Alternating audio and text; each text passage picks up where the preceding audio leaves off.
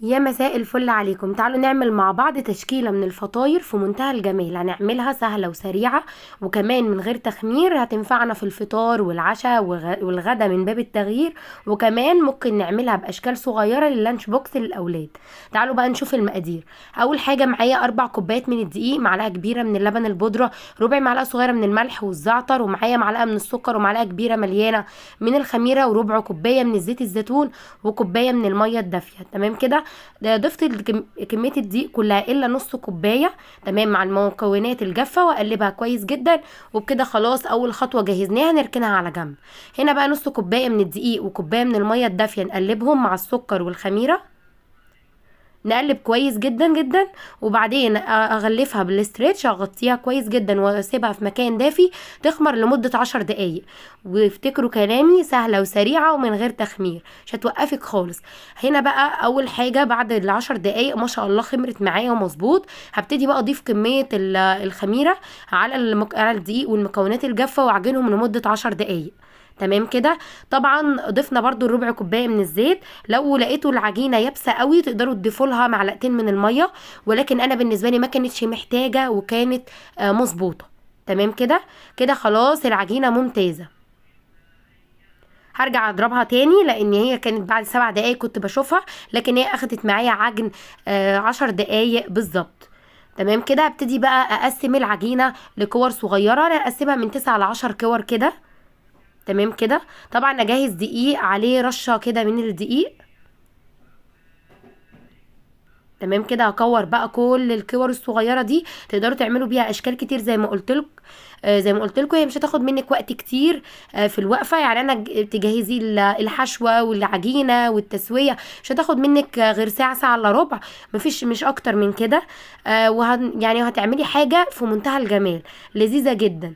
والعجينه حلوه ومفيده، حاطين فيها زيت الزيتون بيديها نكهه حلوه جدا هتعجبك، والزعتر، وفيها لبن بودره. يعني بصراحه عجينه خطيره، هتجربيها وهتعجبك جدا. بعد بقى ما خلصت الكميه كلها، اجيب بقى رشه من الدقيق كده من تحت ومن فوق، وابتدي افردها وارقق العجينه كويس جدا. طبعا في خلال الفتره دي وانا بقى شغاله في العجينه وخلاص بفردها، مشغله الفرن على اعلى درجه حراره. تمام. وتاني حاجه مجهزه كمان الصاج بتاعي مدهون دهنه بسيطه من الزيت. تمام كده. وببتدي احط عليه كل كوره بفردها، ببتدي احطها على الصاج اللي انا هخبز فيه. تمام كده. هفرد بقى كل الكور اللي عندي، وابتدي اخرمها بالخرامه بالشكل ده. وزي ما قلت لكم مجهزه كمان الفرن. هنا بقى الصوص اللي انا هستخدمه بسيط جدا وموجود، اللي هو الكاتشب والمايونيز. حبيت اسهل عليكم عشان تبقى فعلا وصفه سهله وسريعه. ضفت بقى كاتشب ومايونيز وهفردهم كويس. تمام كده على العجينه. وهضيف ميكس جبن في الاول. تمام كده.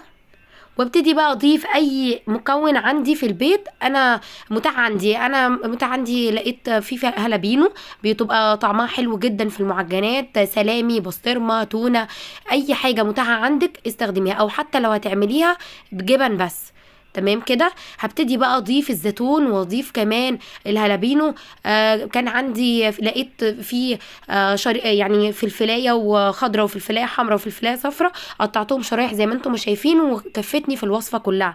انا حابه اقول لكم عن المقدار، انا استخدمت الاعداد ايه بالظبط عشان تكفيك، يعني تعملي المقدار يبقى مظبوط لو انت هتجيبي المقادير بالظبط، فما تقطعيش كتير او تهدري. انا استخدمت 3 فلفلات بس. زيتون مستخدمه نص كوبايه زيتون. تمام. اللي انا استخدمتها في كل الوصفه. مستخدمه 300 جرام من الميكس جبن. تمام كده. هبتدي بقى ان انا احطها كده بالشكل ده من فوق.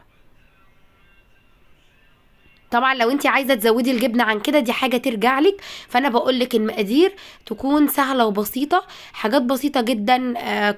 ميكس جبن عندك، عندك لو عندك جبنه رومي ممكن تقطعيها وتستخدميها. اي حاجه متاحه عندك تقدري تستخدميها. انا كده خلصت اول صينيتين وهدخلهم الفرن يستووا لحد ما نخلص، هتاخد 10 دقايق. تمام كده في الفرن. هبتدي بقى هنا احط الجبنه الفيتا. تمام كده. وافردها. انا هنا يعني فضلت ان انا ما استخدمش اي صوص، وبصراحه لذيذه جدا وهتعجبكم جدا جدا. انا بحبها. حبيت دي قوي. طعمها حلوه ومختلفه، فبصراحه خطيره. جربوا اللي بالجبنه الفته دي يا جماعه، احلى بكتير. ولذيذه. انا بصراحه بعملها وبعملها بطريقه مختلفه، بنزلها لكم في فيديو منفصل. هنا بقى كمان هحط ميكس جبن، انا استخدمت الجبنه الفته بس، وهحط كمان اللي هو الميكس الجبن. تمام كده. طبعا انا عماله اشكر في العجينه قوي بصراحه من نتيجتها الخطيره، نتيجتها حلوه قوي وعجبتني جدا، وطعمها الاهم تحفه، وريحتها وشكلها وكل حاجه جميله جدا. هبتدي برده كمان احط الزيتون وفلفل هالبينو وفلفل مقطعاه اللي هو الالوان. تمام كده. بس خلاص. وهحط بقى ميكس جبن تاني من فوق. تمام كده. وتقدروا تعملوا بالعجينه دي اشكال كتير زي ما قلت لكم. انا دلوقتي بقى كمان هحط على الوش زعتر. بصراحه الزعتر ده تحفه، جربوه يا جماعه، انا جايباه من الحاج عرفه، خطير. هبتدي بقى ان انا احط كميه زعتر كده حلوه، اديتها نكهه وطعم لذيذ جدا مع الجبنه. بس كده خلاص. طبعا انا اول ما بخلص الصينيتين زي ما قلت لكم هيدخلوا على اعلى درجه حراره لمده 10 دقائق. بمجرد لو ما خدوش لون من على الوش هبتدي افتح عليهم الشوايه ثواني، ويطلع معايا بالجمال ده. مش قادره اقول لكم على الجمال، ريحه ولا اروع من كده. جربوا الطريقه تعجبكم جدا. هنا بقى خلاص بعد ما طلعتهم وخلصت خلاص التسويه كلها، لان هي ما خدتش معايا وقت حتى في تسويتها، هبتدي بقى احطهم على طبق التقديم واقدمهم. زي ما قلت لكم تقدروا تعملوها تغيير على الغداء او فطار، يبقى الفطار مختلف، او عشاء كمان. هتعجبكم، او ممكن كمان نحطها في اللانش بوكس. جربوا الطريقه دي هتعجبكم وجربوها. انتظروا ان شاء الله في فيديو جديد، وصفه جديده. باي باي.